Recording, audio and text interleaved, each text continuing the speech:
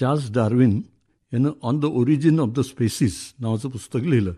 हा उत्क्रांतीवादाचा आधार ग्रंथ मानला जातो. डार्विनच्या लहानपणी त्याला उंदीर, घुशी, कुत्री, मांजरं यांचं निरीक्षण करण्यामध्ये अपार रस होता. त्यामुळं डार्विनच्या आयुष्यात तो काहीही करू शकणार नाही असं त्याच्या वडिलांचं ठाम मत होतं. तसं त्यांनी लिहूनही ठेवलं आहे. त्याचे वडील डॉक्टर होते.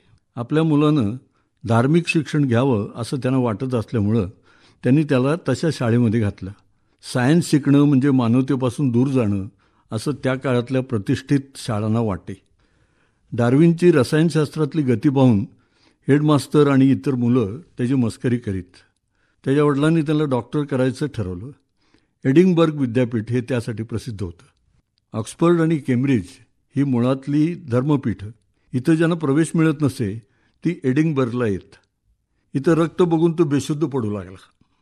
पण इथंच डार्विनचा खरा अभ्यास चालू झाला किंवा त्याच्या जीवनाला योग्य दिशा मिळाली असावी.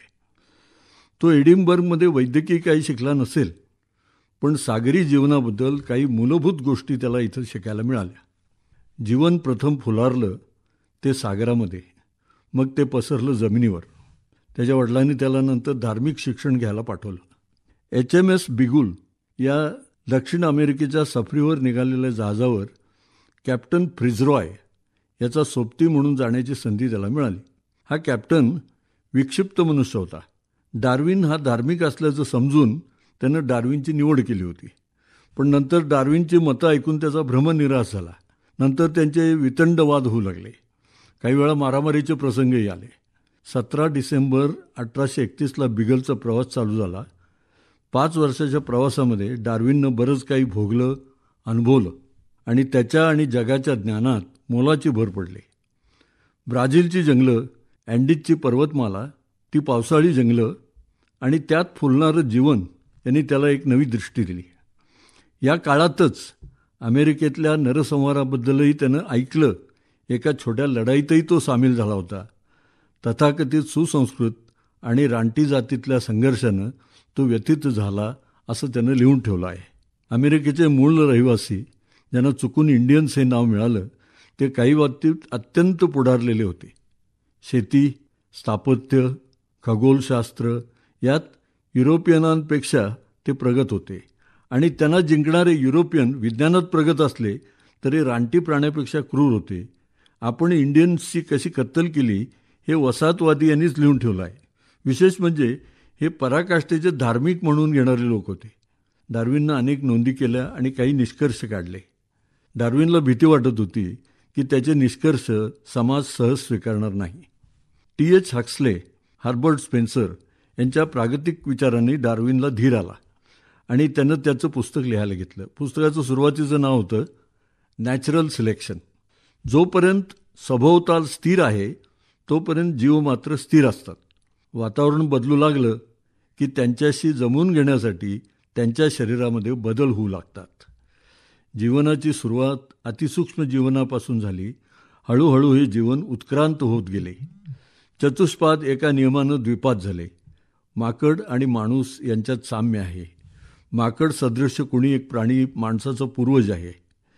जीवनाची सुरुवात दैवी संकेतानं झालेली नाही. जे जुळून घ्यायला शिकले ते जगले आणि ज्यांना जमलं नाही ते नामशेष झाले. धार्मिक वातावरणात वाढलेल्या डार्विननं लिहिलंय की देवावरचा विश्वास हा अतिप्राचीन रानटी टोळ्यांनी जगण्यासाठीची धडपड केली त्या वेळेपासून माणसाच्या मेंदूमध्ये आहे. इव्होल्युशन आणि सर्व्हायव्हल ऑफ द फिटेस्ट हे शब्द त्यानं वापरले नाहीत. सर्व्हायव्हल ऑफ द फिटेस्ट पहिल्यांदा हर्बर्ट स्पेन्सर या तत्त्वज्ञांनी वापरलं. तो काही शास्त्रज्ञ नव्हता, पण डार्विनच्या विचाराने तो प्रभावित झाला होता. थोडी पानं लिहून झाली आणि त्याला वॉलेस नावाच्या संशोधकाचं पत्र आलं. त्याच्या मते डार्विननं जे शोधलं होतं ते त्याच्या आधीच त्यानं शोधलं होतं. असेलही, पण डार्विननं जे निष्कर्ष काढले होते ते अनेक वर्षाच्या शिस्तबद्ध संशोधनाचं फळ होतं. वॉलेस काही संशोधक नव्हता, तो समाजवादी होता, पण त्याने काम केलं होतं. डार्विननं जे विचार मांडले त्यात सगळं काही नवीन नव्हतं. धर्मसंस्थेच्या प्रभावामुळं हे सगळं दबून चर्चिलं जाई. डार्विननं आपलं संशोधन आणि निष्कर्ष बरीच वर्ष प्रसिद्ध केलं नाही. मधल्या काळात त्यानं लग्न केलं आणि त्याला 10 मुलं झाली. आपले पैसे त्याने योग्य ठिकाणी गुंतवले आणि तो श्रीमंतात गणला जाऊ लागला. त्याच्या डायरीच्या प्रकाशनामुळं त्याला आता भूगोलतज्ञ, निसर्गतज्ञ म्हणून मान्यता मिळाली होती. त्याचं घर म्हणजे एक प्रयोगशाळा होती. तिथं अनेक निष्कर्ष जन्माला आले. वॉलेस आणि डार्विन यांचा संयुक्त पेपर लिनियन सोसायटीमध्ये वाचला गेला. डार्विन आणि वॉलेस दोघंही गैरहजर होते. डार्विनचा 10वा मुलगा वारला होता आणि तो त्याचं दफन करायला गेला होता. या सभेत बरीच वादावादी झाली. विल्बर फोर्स हा डार्विनवादाचा पक्का विरोधक, टी.एच. हक्सले हा डार्विनचा पक्का समर्थक. विल्बर फोर्सनं डार्विनवादाची भरपूर कुचेष्टा केली आणि तो खवचटपणानं हक्सलेला म्हणाला, मग माकड तुझा कुणीकडून पूर्वज, आजीकडून की आज्जाकडून? संतापलेला हक्सले म्हणाला, तुझ्यासारखे अपूर्ण माहितीवर शास्त्रीय सत्याची टवाळी करणारे पूर्वज असतील तर माकडंच बरी. डार्विननं on the origin of species 1859 प्रसिद्ध केलं. त्यानंतर सातत्यानं त्याच्या आवृत्त्या निघत आल्या आहेत. 23 वर्ष त्यानं हे संशोधन अप्रकाशित ठेवलं होतं. जीवसृष्टीची सुरुवात देवानं केली या मताशी सहमत राहत लामार्क यानं मनुष्य प्राणी हा सर्वात श्रेष्ठ असं मानत उत्क्रांतीची शक्यता व्यक्त केली होती. आणि संत ऑगस्टिननं म्हटलं, महापूर आला होता तेव्हा नोहानं नाव बांधून सगळ्या प्राणीमात्रांच्या जोड्या बरोबर घेतल्या, पण सगळे जीव त्या बोटीत कसे बसतील? तेव्हा काही नवे जीव महापुरानंतर प्रगत झाले असावेत, पण या दोघांचाही देवावर विश्वास होता.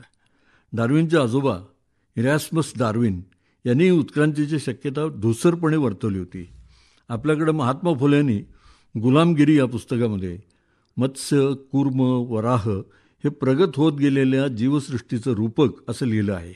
जलचर, उभयचर आणि भूमिचर अशी ही प्रगती. डार्विनच्या आयुष्यात त्याला खूप मान सन्मान मिळाले. त्याची टिंगलटवाळीही भरपूर झाली. डार्विनच्या दगदगीमुळं त्याला आयुष्यभर पुरणारे आजार मिळाले.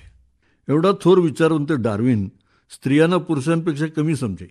त्याची बायको एम्मा हिनं तो आणि त्याची 10 मुलं यांना सांभाळलं आणि त्याला समर्थपणे साथ दिली होती. तरीसुद्धा गुलामगिरीला प्रखर विरोध करणारा डार्विन निग्रोना कमी दर्जाची माने हा आणखीन एक विरोधाभास.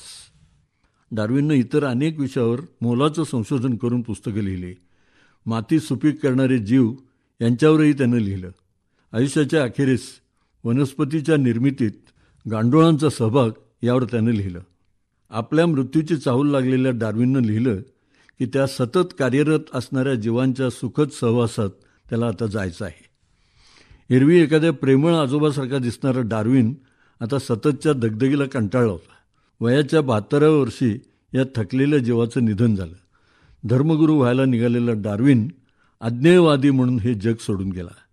वेस्टमिन्स्टर ॲबेमध्ये त्याचं दफन झालं. इथं अनेक महान जीव विश्रांती घेत आहेत. अनेक शास्त्रज्ञ त्याच्या शोकसभेला हजर होते.